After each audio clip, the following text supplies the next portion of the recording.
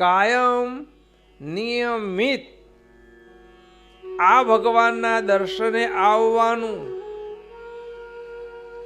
આ ભગવાનની સન્મુખ બેસી એમના નેત્રમાં નેત્ર પરોવી એ માળા જાપ કરવાનો, સ્તુતિ પ્રાર્થના કરવાની, દર્શન કરવાના, આજીજી કાલાવાલા કરવાના, જે જોઈતું હોય તે આ ભગવાન પાસે માગવાનું હો. અને આ ભગવાન બહુ દયાળુ છે, આપણા કામ કરવાને માટે આવ્યા છે. સાંઈ બાપાએ કહ્યું ને, આપણા કલ્યાણ કરવાને માટે પધાર્યા છે. આ લોકમાં પણ સુખ આપવાને માટે અને પરલોકમાં પણ સુખિયા કરવા પધાર્યા છે.